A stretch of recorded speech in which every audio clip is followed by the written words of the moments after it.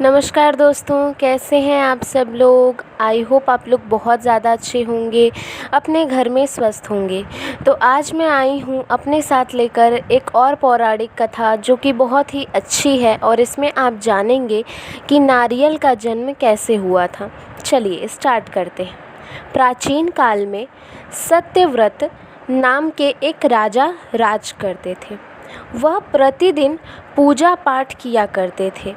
उनके पास किसी भी चीज़ की कमी नहीं थी। वह धन दौलत से लेकर हर प्रकार की सुविधा से समृद्ध थे। हालांकि इसके बावजूद भी राजा की एक अभिलाषा थी जिसे वह पूर्ण की चाह रखते थे।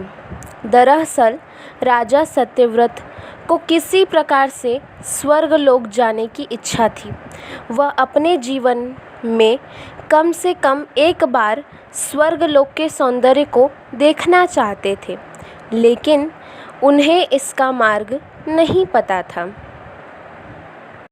इधर दूसरी तरफ ऋषि विश्वामित्र अपनी तपस्या के लिए घर से बाहर निकले। चलते चलते वह अपनी कुटिया से काफ़ी आगे चले गए थे। काफ़ी समय बीत गया लेकिन वह नहीं लौटे। इस कारण उनका परिवार भूख और प्यास से तड़प रहा था। राजा सत्यव्रत को जब यह पता चला तो उन्होंने ऋषि विश्वामित्र के परिवार के पालन पोषण की जिम्मेदारी ले ली। कुछ समय बाद जब मुनिवर लौटे तो वे अपने परिवार को कुशल देख काफ़ी प्रसन्न हुए। उन्होंने जब पूछा कि उनकी अनुपस्थिति में किसने उनकी देखभाल की, इस पर ऋषि के परिवार वालों ने बताया कि राजा ने उनके पालन पोषण की जिम्मेदारी उठाई थी।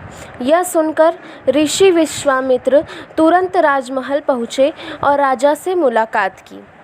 वहां पहुंचकर उन्होंने सबसे पहले महाराज को धन्यवाद कहा।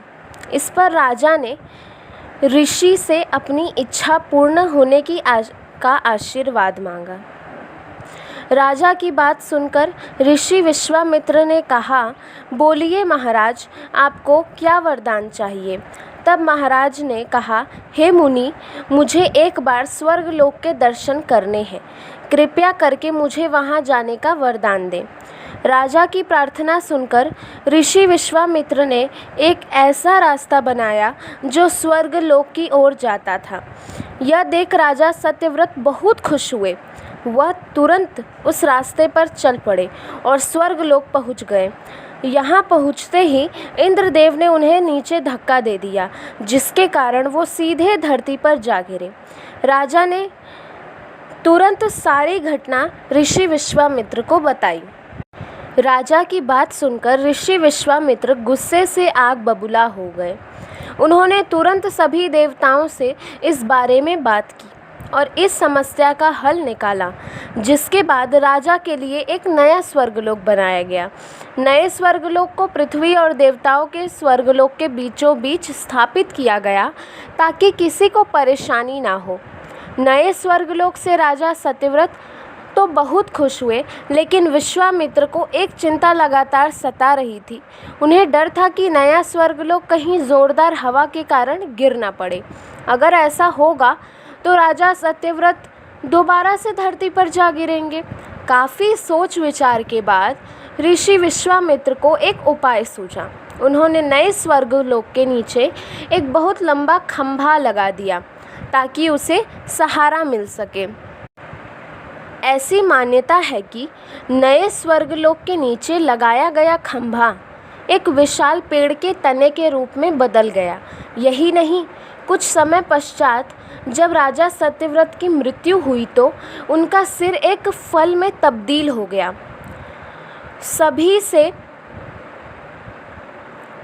इस खंभे को नारियल का पेड़ कहा जाने लगा, जबकि राजा का सिर नारियल के रूप में जाना गया। यही कारण है कि नारियल का पेड़ इतना लंबा होता है। तो यहाँ पे हमारी स्टोरी का एंड होता है और अब हम कहानी से सीख लेंगे।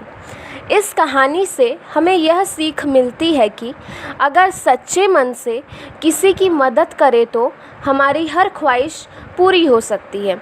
धन्यवाद। मुझे आशा है कि आपको आज की कहानी बहुत ही अच्छी लगी होगी। Thank you.